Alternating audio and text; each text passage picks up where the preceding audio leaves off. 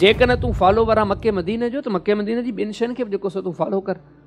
तो इन शयुनि जो ज़िक्र करीं तो बाक़ी ॿियूं शयूं विसारे छॾींदो। इहा शइ ॿाराणी पूरे सऊदिया जे अंदरि जिथे बि अक्सर मसाजिद अहल सुन्नत वटि आहिनि, तव्हां तहक़ीक़ कयो त सभिनी में 8 रकातूं पढ़ी थियूं वञनि। हरमैन जे अंदरि 20 रकातूं छो थियूं पढ़जनि? हरमैन हालांकि असांजे दीन जो जेको मंबा आहिनि, बुनियाद आहे, उहा हरमैन खां मके या मदीने मां उहा शइ आई आहे, त पोइ हिन वक़्तु हरमैन जे अंदरि 20 रकातूं छो तरावियूं पढ़ी वञनि थियूं? इन जो इहो जवाबु आहे त इहो उते जो हिकिड़ो सम्झो हुकूमती फ़ैसिलो आहे। को माण्हू चवे त कीअं थिए, तिन जो वॾो सरीह दलील इहो आहे त हरमैन ॿिनि हरमनि खां हटी करे तमामु तर मसाजिद में पूरे सऊदिया जे अंदरि जिथे बि अक्सर मसाजिद अहल सुन्नत वटि आहिनि, तव्हां तहक़ीक़ कयो त सभिनी में 8 रकातूं पढ़ी थियूं वञनि।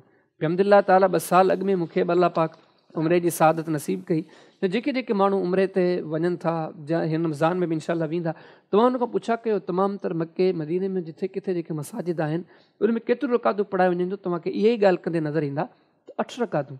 हीउ हिकिड़ो हुकूमती फ़ैसिलो आहे।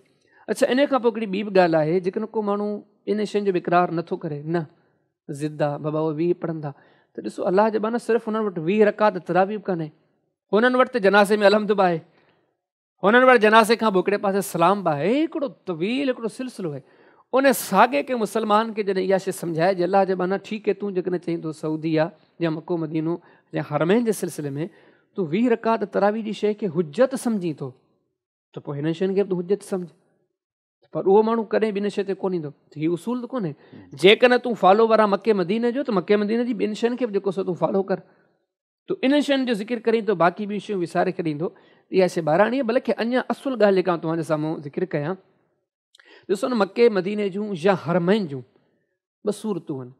हिकिड़ी उहा सूरत हाल आहे जेका अॼु असांजे दौर में मौजूदु आहे हिन वक़्तु।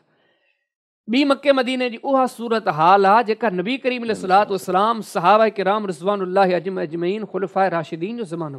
ऐं तव्हां खां त पहिरां इहा शइ पुछा कंदसि, मके मदीने जो क़ाबिल इत्तिबा ज़मानो कहिड़ो आहे? उहो ज़मानो या हींअर को? यकीनन उहो ज़मानो।